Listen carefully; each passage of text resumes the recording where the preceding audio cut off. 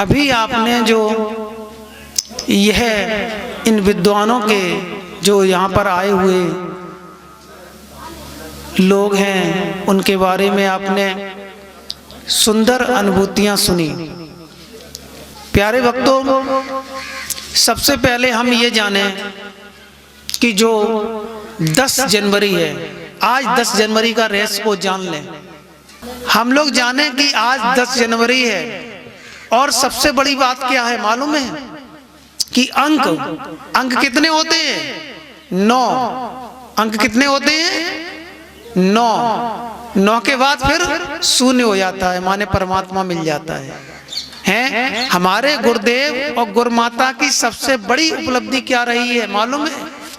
आपको आज एक नई बात बता रहे हैं कि गुरुदेव ने और गुरुमाता ने पूरी 9 की संख्या पार की है। गुरुमाता ने भी शरीर छोड़ा और गुरुदेव ने भी शरीर छोड़ा 9 जनवरी को, और 10 जनवरी को हम लोग उनका भंडारा करते हैं। यानी कि 10 का मतलब है कितने द्वार होते हैं? 10। 9 दरवाजे खुले पड़े हैं, 10 में लागो तारो, और तारे के दिन गुरुजी परमात्मा के धाम में पहुंचे हैं, इसलिए 10 जनवरी बड़ी महत्वपूर्ण है तिथि। गुरुमाता की भी 9 जून होती है जाके, वो भी 10 जनवरी हम मानते हैं। तो उन दोनों लोगों ने 9 का अंक पूरा प्राप्त किया है।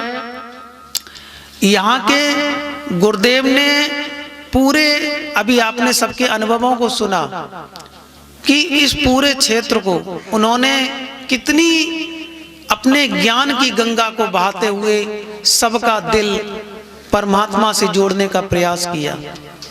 और मालूम है सबसे बड़ी क्या बात है? सबसे बड़ी बात तो ये है, गुरुदेव का जो सबसे हमारे नजरों में सबसे ऊंचा जो श्रेय ये रहा है कि गुरुदेव ने कहा एक खाता है और मर जाता है, पर एक खाता है और बांटने के लिए भी छोड़ जाता है। तो बड़ा कौन हुआ?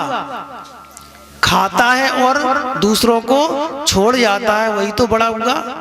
मेरे गुरुदेव कहते हैं किसी ने ये शरीर क्या है? ये शरीर है एक बीड़ा की तरह बोलता है। तो किसी ने इस बीड़ा को अहंकार में इतना कस दिया है कि इसमें स्वर नहीं निकलता है, और किसी ने इस बीड़ा को इतना ढीला छोड़ दिया है कि इसमें स्वर नहीं निकलता है। पर मेरे गुरुदेव ने इस बीड़ा को इतना मीडियम रखा है, इतना बीच का रखा है कि इसमें स्वर भी निकलता है और परमात्मा की सुंदर सत्संग भी निकलता है। उन्होंने तपस्या की। सोचो आजकल अपनी कोई नई चीज प्राप्त कर ले तो बताता नहीं है कि अरे हमने ये हुनर सीख लिया, ये हमने चीज पा ली है, क्यों कि ये भी ना सीख जाए। देखा है? लेकिन गुरुदेव की कितनी बड़ी कृपा कि उन्होंने जब हमें सत्संग दिया करते थे तो ये कहते थे कि मैं अपने इतने अमूल्य समय, इतने अमूल्य परमात्मा का समय छोड़कर मैं तुझे ये ज्ञान इसलिए दे रहा हूं कि लोग ये ना कहें कि खुद खाकर चले गए और दुनिया के लिए छोड़कर नहीं गए। इसलिए परमात्मा ने को ये मौका दिया और सतगुरु महाराज ने इतनी बड़ी कृपा की कि 20 साल रात दिन और 5 साल पूरे 24 घंटे की कमाई इस परमात्मा के द्वार पर, इस करनपुर धाम पर समर्पण कर दी है। और हमको इसलिए दे गए हैं कि उनकी यह ज्ञान संसार में चलता रहे और विश्व की शांति की तरफ दुनिया बढ़ती रहे। ऐसे ऐसे श्री गुरुदेव ने सत्संग के माध्यम से इतनी बड़ी कृपा की है कि अपने जीवन की सारी कमाई इसलिए छोड़ गए हैं कि उसकी अपने तो अनुभूति की है, लेकिन वह अनुभूति तुम सबके लिए छोड़ गए हैं, दे गए हैं। बहुत से लोग अपनी पूरी बात को बताते नहीं। 80, 90, 99% हम तो ये कहेंगे कि अपनी रहस्य को रहस्य में ही रखते हैं, खोल के नहीं जाते हैं। पर गुरुदेव ने तो पर्दा फाश करके गए, जितना अनुभव किया। कहते हैं एक दिन की बात है, रात में श्रद्धा भावना से रात में भजन को गा रहे थे ना, तो कह रहे थे मैंने इस लाल की झोली में अपने जीवन की सारी आध्यात्मिक कमाई डाल दी है। यानी कि उन्होंने हमसे कुछ छुपाया नहीं, पूरे जीवन का अनुभव हमको बता के गए हैं। वो क्यों बता के गए हैं? इसलिए बता के गए कि हमारी आने वाली पीढ़ी उस ज्ञान के बारे में जागरूक हो, जाने। अभी आपने किसी ने सुना पुखराज, सुना पुखराज? पुखराज क्या होता है? पुखराज क्या होता है? पुखराज एक इतना कीमती मोती होता। अगर हम तुम्हें ना बताएं कि पुखराज इतना कीमती मोती होता तो कभी पुखराज को पाने की लालसा होगी क्या? कभी नहीं होगी। इसी प्रकार से गुरुदेव ने उस पुखराज से भी ज्यादा कीमती चीज परमात्मा पाना कोई हंसी खेल है। अगर हंसी खेल होता तो सब लोग पा लेते, हंसी खेल नहीं है। तो पुखराज कहने का मतलब पुखराज सबसे कीमती चीज होती, जैसे हीरा पन्ना पुखराज, यानी कि हीरा से भी ज्यादा कीमती चीज पन्ना, पन्ना से भी ज्यादा कीमती चीज पुखराज। इतनी ऊंची कीमती चीज के अगर हम गुण ना बताएं, उसका रहस्य ना बताएं, सपोज माने चलो पारस, सबने सुना होगा, पारस सुना है, और ये भी सुना होगा कि पारस लोहे से छुआते हैं तो लोहा सोना बन जाता है। ये सुना नहीं सुना? अगर नहीं सुना होगा तो कभी आप पारस को पाने की लालसा करेंगे? कभी नहीं करेंगे, क्योंकि आपने सुना ही नहीं कि पारस लोहे को छुआएंगे और लोहा सोना हो जाएगा। फिर तो आपने जान लिया कि लोहे को छुआने से सोना हो जाता है, तो फिर पारस मिल गया। फिर तो घर में चित्ती हैं, करैया, चिमटा, कलछुली सब में छुआ सोने कर ली। सही बात है। तो कहने का मतलब है हम अगर उसके गुण को, उसके रहस्य को नहीं जानते हैं और वो मेरे जीवन में आती हैं चीजें, मेरे जीवन में वो चीज आती हैं और हम उनका रहस्य नहीं जानते, तो आई ना आई सब बेकार हो जाती, कोई मतलब की है।